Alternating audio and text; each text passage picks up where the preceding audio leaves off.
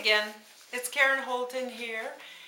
I am an experiencer of several different kinds of extraterrestrial experiences, and I'm also a contactee, which is quite different than being an abductee, because it is basically not necessarily initiated by me, but certainly there is an agreement, definitely an agreement. And if you haven't done so already, please go back and take a look at the other 3 podcasts I've already made specifically on this subject. And also I've been guest on several different shows that have also brought out some of my experiences. So you can look for me on Forbidden Knowledge News, and you can also look for me on the Universal Consciousness Show. And I've been on each of those. Today I want to talk about something a little bit different. People often say to me, Karen, if I want to be involved in the Intergalactic Resettlement Program, how would I go about doing this?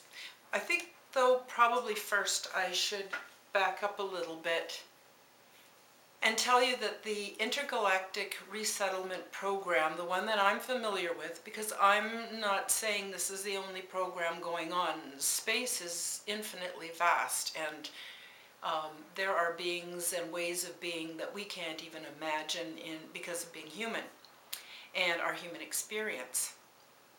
And so, but the program that I've been involved in is an ongoing program. So I don't want you to think I'm talking about some special program where our space brothers and sisters are going to come and rescue us as our politics and, crumble, and religion and economics and all the rest of it. That's not necessarily so. It is the hope and intention of our intergalactic brothers and sisters that we get our shit together here on Earth. We pool our resources and what we know. We bring in our subtle connections. There are many, many, many of us who, after awakening, or sometimes even before, start to realize they have psychic abilities and abilities to contact other realms, be it a guardian angel or their higher self, or whatever your belief system supports. I see it very much all as being sort of the same beast, just what aspect of it are you more focused on as to what you'll see. So the Intergalactic Resettlement Program actually is ongoing. It's been probably around for as long as I could ever imagine it, and will probably be around for a long time. Because those of us who are terrestrial and live on planets are not the safest places to be. There's all kinds of stuff that can go wrong. There's just cycles to do with whatever their star is that they're getting energy from, or their sun, probably the same thing. We have earthquakes, we have all kinds of things going on. And so sometimes there are beings who need to go someplace else, need to find new homes. And so there is a system in place for that. There is also a place for people, once they get to a certain level of spirituality and physicality, that they can hold higher frequencies. They're also welcome to be part, generally first as an ambassador from their planet to the collective, or in some smaller way, and then gradually, we can build our way up to having a larger share. As I've mentioned before in my previous videos, these beings are very much like us, very, very much like us. There is diversity, the way that human beings on Earth have a bit of diversity, but we're all a member of the same race. We're all part of the same species. Humans are a race, regardless of what we look like. And other beings from other planets and other systems are also races, but we're all the same species, so we look very much alike. Although they are very highly, what we would consider highly spiritually evolved. Generally, this whole program is up and running with beings that have similarities in ability to, I guess, awareness. How broad and open is our awareness? That's sort of how we get often grouped. And energetically, it makes sense that we would be attracted to groups that match our energy. And so if you want to get involved in the Intergalactic Program, you need to pay attention to your health, your psychology, and certainly your spirituality, so that you can be in a position to participate and have a fuller measure. And it's totally worth the effort, I'll just tell you that right now. So what kind of people tend to be good candidates for this type of contact? And it's not what you're thinking. It's actually high levels of stress and trauma open us up to. It's a built-in mechanism so that we can call in our guides, so we can call in our higher self, so that we can approach the universal consciousness stream and get the help that we need. And that's why beings like us are so unique and so valued within universal consciousness, because we have this ability. And there are a lot of beings out there that don't have this. And so this is something really, really, really special and really worthy of our attention. So getting back to that, today in our common society, we have very, very high levels. The construct that we live in has contributed to, because the beings that do well in the construct tend to be psychopathic, they tend to be sociopathic, they tend to be narcissistic. And there is a huge, huge body of beings who have been on the receiving end of their way of being, and it has brought us into alignment to be the most outstanding empaths. Not just because we understand what pain and suffering looks like, but we've worked through our shit to get to a point of higher evolution and a higher spiritual state, so that we can then do more. So if you've been abused, and it's going to make me cry a little bit, because it's a very big thing. Every challenge comes with its gift. And so the thing is, I'm not saying what's right, what happened to us. I'm not saying that the suffering is something that's great, we shall go through it. Not at all. But what I am saying is that we actually had intentions before we came here, and our world and our life is unfolding in such a way to allow us to have the growth and the understanding and the evolution that we chose for ourselves. So anyway, getting back to that, I have a few notes because I'm going to go down a few rabbit holes, and I'm trying to stay, a little bit coherent here. So the thing is that when people who are empaths have been on the receiving end, or I don't like to use the word victim, but say the victim end of sociopathic beings and narcissistic beings, what happens is we end up in a state of confused reality, because often we're scapegoats within the family. Often we are discredited in such a way that others will not listen to our stories and won't believe, what we're telling people we've been going through. And the system is all very carefully constructed to actually operate this way. And that's what gives us the world we live in. But being a world of duality, what's happened is we have become diamonds under pressure, and now we can do these really amazing things. So out of this state of confusion comes an awareness that there is no one reality. There is no steady state that if we just slip into it, everything is going to be okay. That's complete hogwash. And so we really are aware that we're on slippery terrain all the time, and with every other human being we rub shoulders with, or we come into space with, oh my goodness, how complicated can it get? It can get pretty complicated. And so we learn ways to cope. And we learn ways to navigate within that environment. And it's the perfect fertile soil to bring in our internal resources. I know it's really funny, but the way we get to the outside is through the inside. Everything has to be accessed through the inside. But when we go inside, we end up going smaller into the extreme of microcosmic. And then we pop out actually on a macro level. And this same principle applies for time travel, space travel, all kinds of things. I won't get, and like I said, back to my notes because I go down all these rabbit holes. So we're open to experience, and a really good example of this is the different tribal groups and the First Nations groups on the earth have been so brutalized, and they had such a high level of spirituality that if they find their way back to their spirituality, and it doesn't have to look exactly the same as the ancestors, but if they find their way back, what happens is they are powerful, powerful, powerful at helping set things straight here on planet Earth. And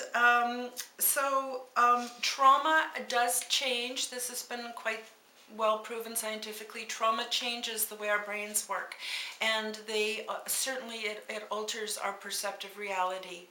And then many of us have gone through cycles and cycles and cycles with narcissistic beings. The thing that may sound very out of place here, but I'm going to take a risk and say it, is often these are people within our own soul group that we have made agreements with, because we can't always come down and be the good guys all the time. We change places. So there is karma, but there is also agreements. So it's much more complicated than what we've ever been told. But we're waking up and we're really getting it. So the other thing is there's a destiny component to this, and destiny is the things that we've said, yeah, we want to go down and we want to do this in our life. So if we wanted to put some rocks and some sand and some pebbles into a jar, we would put the big rocks in first, and that would be our destiny. Those are the things that we said, when we come down here, this is what we're going to do. And then we would add the pebbles, which was areas of flexibility, and then pour in the sand.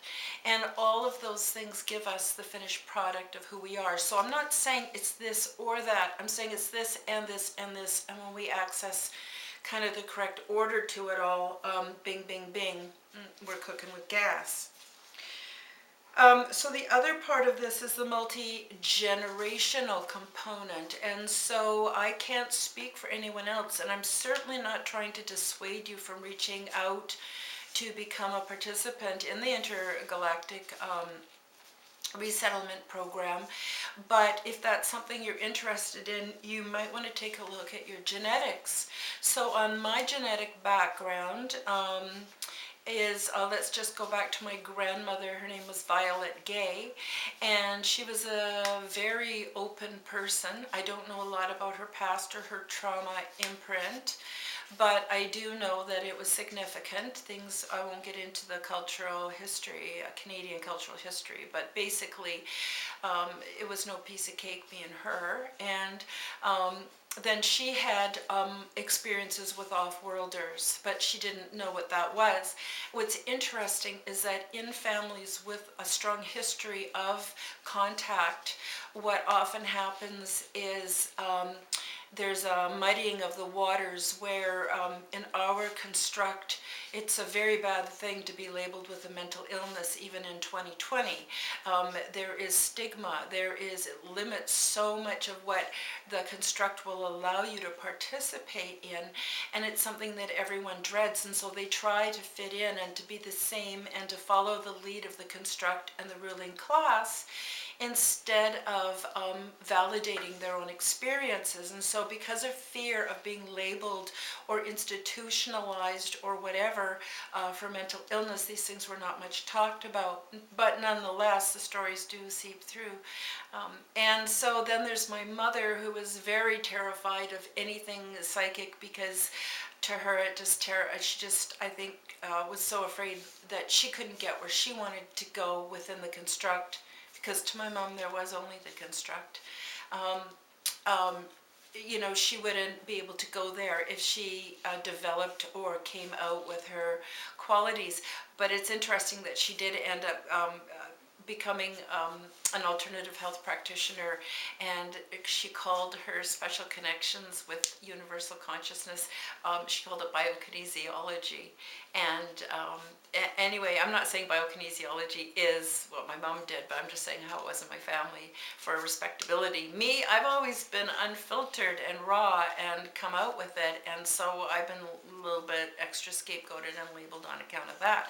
But again, this is benefiting me today, so how can it be wrong? I don't know. I don't think it is wrong. I think it's my life, and it's a good life, and it's a sacred life, and I appreciate it.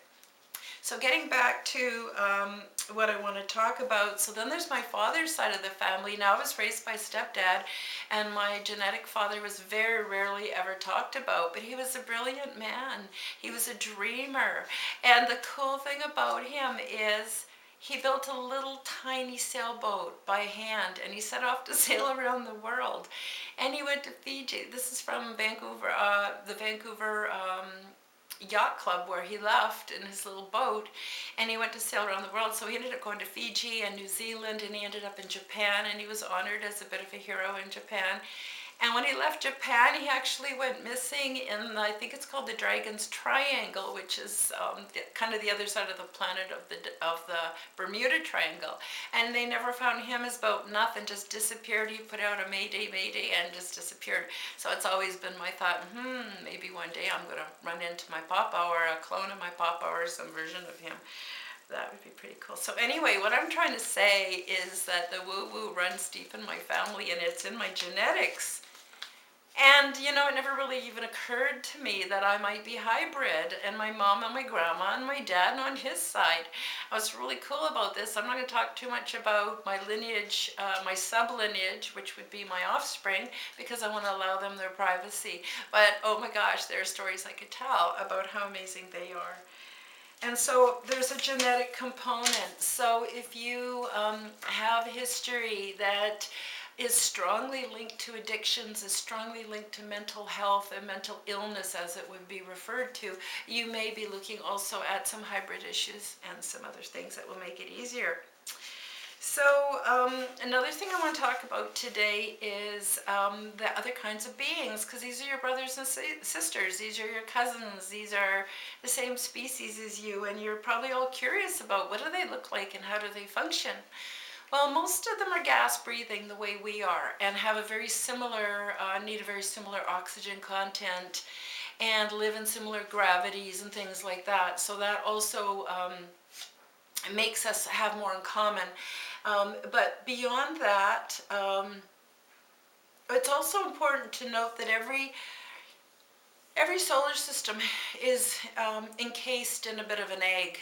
And so there are unique things about each one of us as well. And also there are some of us who are aquatic. And there's some talk about the human beings on Earth being hybrids and part aquatic, because we have so little hair, and we have so many pores on our body, and we have smooth skin. And most of us really like water. But the aquatics, actually, the ones that I met didn't actually breathe air. They didn't have to surface for air. They lived in a medium that looked like water, maybe a little bit more thicker, and it actually, it's liquid, and it has the same oxygen component that what we have.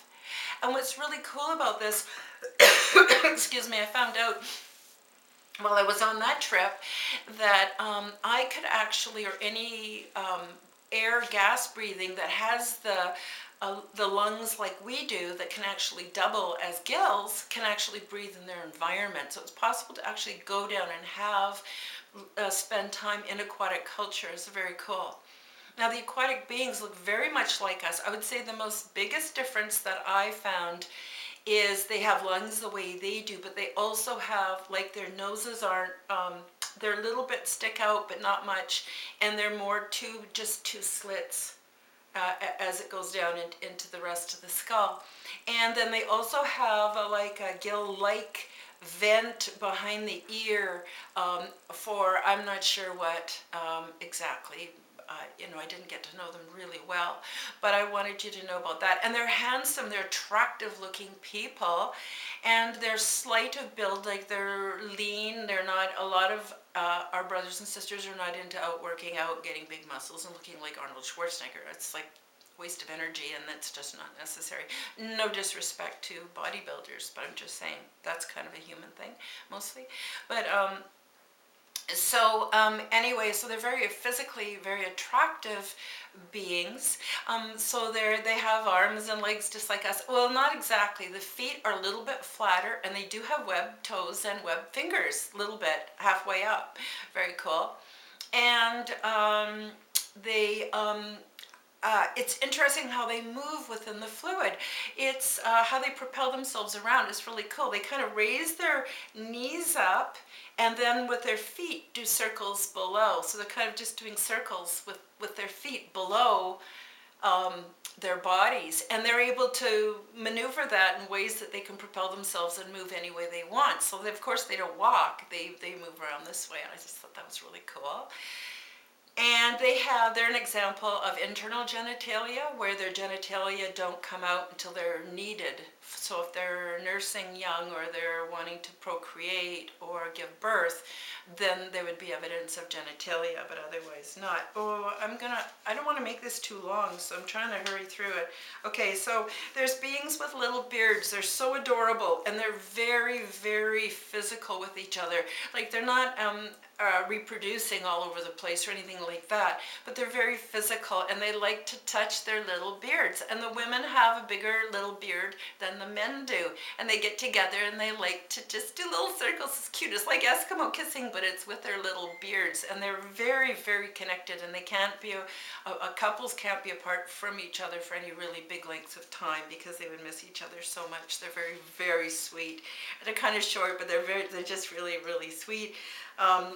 Beings that are more orange colored, beings that are more bluish, beings that are very white because they don't have the same light system that we do here.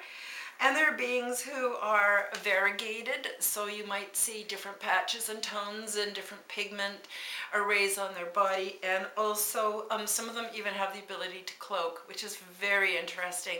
And they don't just cloak, it's really cool. Like, say for instance they're in a group of different off-worlders and it's a mixed group, they'd be more reserved, but they are able to turn a body part towards each other and communicate by changing some of their pigment in like on their forearm or something that the group wouldn't be privy to it. So it would be like American Sign Language across the room. They could do that. It's very cool. So more about that later. Some are really tall, some are really short, some are really more hairy, some are no hair at all. Then there are the beings that I call aquatic. There's no actual name for individuals. There's no actual name for groups. Remember, we're very psychic when we're on ship and when we're around each other. We all have that ability. And so we do, like an energy and something about their personality kind of linked together. We would use that as a name. So anyway, there's this group of people that are beings. I call them angelics because they're so beautiful. They're so physically, perfectly beautiful from a human perspective. Oh my God, they're so beautiful. And then there's the array of clones. So I'm going to whip through this. There is the one-size-fits-all clone that the only difference between two different clones of the one-size-fits-all, they're two different beings because we do a consciousness transfer into them, but generally while we're sleeping, and then there's a time distortion. We'll get into that in other videos. But you can tell them apart though, because we all have our own personalities. We all have our ways of being and holding our head and stuff like that. And then of course our consciousness is different. And it actually is interesting at how much diversity that puts into the one-size-fits-alls. And the reason I'm talking about the clones is because there's lots and lots of us that don't get, our physical bodies are left behind. And that makes sense because like when we're up there, we have access to the healing chambers and stuff, but we come back and we still have the same aches and pains. Like, what's up with that, right? Well, what's up with that is the actual physical body that we're using here stays here. Besides, our physical bodies are really toxic, and that's another video. Several videos maybe. So anyway, so then there's also the clones that are duplicate. So if you are committed to the program and you've been in it for a while and you keep going back, you might want to have yourself that you pop into, except it's healthier and it's cleaner and it's really nice, and it's hard to come back. Depression is something we suffer from. And I'm speaking also to all of you who don't remember, because there's a good chance a lot of this has happened and you just don't remember. I'm hoping to jog your memories too. So then there's also the special design clones, where if you're going to be doing some off-world work and you need some special skills, you can get, or qualities, you can do that too. And I was going to get into interdimensional travel, because there's specific ways we travel. It's not just one way.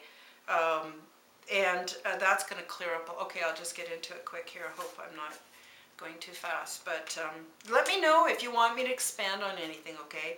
So interdimensional travel, there's many different ways to do it. One is just consciousness that goes there and observes and participates, and it's generally done while we're sleeping, and it has no physicality, and I don't know how it works exactly. I'm just saying this is, you know, something that I do really commonly. Although those days I'm very tired when I wake up in the morning because I've been, you know, busy all night. And then there's the orbs or spheres, and basically that would be the closest thing to a transport system. But again, it can, but it doesn't have to be linked to physicality. And so what happens is you just open to it and you just allow yourself, and you just somehow end up in there, and you end up almost instantly transported to where you're going to, and then it opens up and you're back being who you are. So it's very much like being transported. But I'm not 100% clear at this point on whether that includes physicality or not. Of course, there's the etheric consciousness way of traveling. It's through our sleep. Includes lucid consciousness and lucid consciousness. Excuse me. And so what that means is that we're completely aware and conscious. And I think this might be tapped into remote viewing, okay? Because a lot of what I know, I'm not sure if it's remote viewed, but they were aware of me being there. No doubt about that. So, you know, I don't have hard lines between all of these things to put it into classifications, but I think I got a book in the making here.